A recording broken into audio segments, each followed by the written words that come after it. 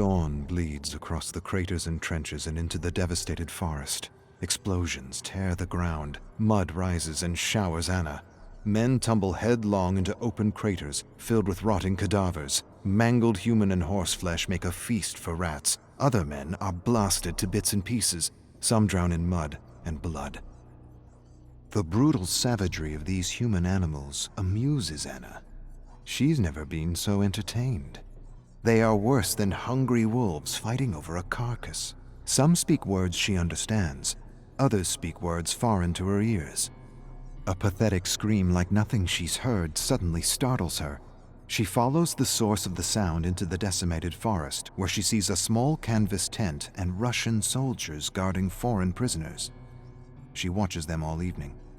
She watches horrified when they execute one of the horses for dinner. So much meat wasted due to sloppy butchery. After dinner, the Russians grab one of their foreign prisoners and crush his head with a shovel to pass the time. They laugh and make jokes. She watches them in the shadows and laughs silently. Not with them, at them. A shovel is clunky, the blows are awkward, the death messy. These men are neither fish nor meat. Her mother taught her better.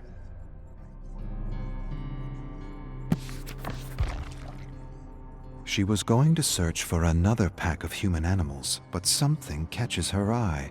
Something that reminds her of her father. Something perfect for her little Bushka. A gift. Anna hides in the shadows and fixes her gaze on the gift. The Russian soldier carves the gift as he guards and swears at foreign prisoners in the shredded canvas tent. They kill and torture each other because they cannot talk to one another. She remembers a book her mother once had. She pointed to the pictures and called them soldiers. They were the ones who butchered her father. Soldiers tear each other apart for reasons her mother could never explain. She watches them and doesn't understand. She's not sure they do either. Maybe they like the hunt, the scent of fear, the bloodlust. She stares at the perfect gift and wants to give them a little war they'll never forget. But there are too many, and her mother suddenly appears before her with a smile and tells her little Anna she will need to thin the ranks. I can do that. I will show you, and I will show them where crawfish sleep. The Russian soldier does a peculiar thing to his prisoner. He ties him to a gnarled branch by his ankle and lights a fire a few inches under him. She scrunches her brow, confused. You kill the game before you roast it. But these soldiers enjoy his agony. She recognizes the yelling and shrieking foreigner. Just a few moons ago, he was torturing Russian prisoners in another tent. Just a few moons ago, he was the tormentor. The Russian holds the perfect gift in his hands while the prisoner shrieks and squeals like a pig. She smirks. It's kind of a funny cry. It is. It's amusing. The Russians make jokes and imitate the squealing cry. She fights down explosive laughter. It's the most ridiculous sound she's ever heard. The sound of an approaching soldier suddenly startles her. She wheels to see a glittering bayonet rushing her. She evades and grabs the pathetic scrawny man by the neck, curls her calloused fingers around his bulging apple and yanks with devastating fury. With a choked gurgle, he collapses and lies dead on the ground with his throat torn out. She returns her attention to the laughing Russians and the squealing human swine. She smiles. They'll all be making similar sounds when she's through with them. 4 Russian soldiers lurk around the tent searching for their missing comrade. Anna stealthily tracks one soldier, inching closer and closer with every step. Poor pea-green mule. He has no sense these will be his last few breaths. She watches him for a long moment, then strategically steps on a twig. The crack makes him turn, but before he meets Anna's gaze, her axe splits his nose between the eyes, smashing his teeth and severing his tongue. She covers his bloody mouth with her hand as she rummages through his pockets for the perfect gift. Nothing.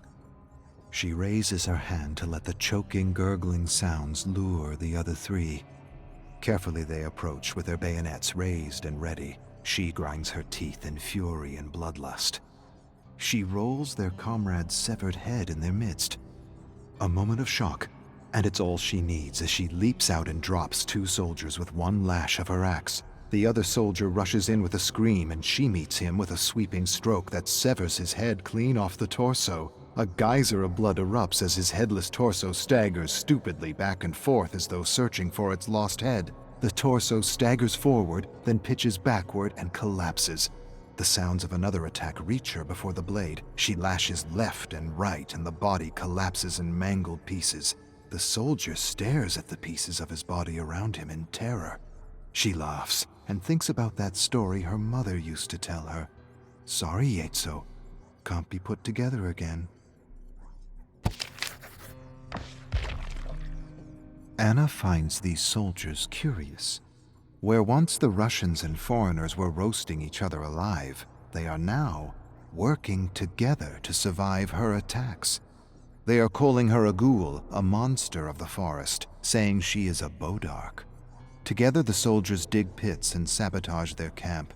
Anna toys with them. She's outnumbered, and she knows it. She weakens their senses by depriving them of sleep. Every night she approaches their camp, sings a lullaby, then howls like a bodark. The soldiers wake in a frenzy and scuttle in terror as she returns to her cabin to sleep with her little one. She rests for a few hours and then returns to her little war to reignite a cycle of terror. 1 or 2 sleepless nights and they'll be ripping each other apart. It'll be a matter of walking in and taking what belongs to her little Bushka.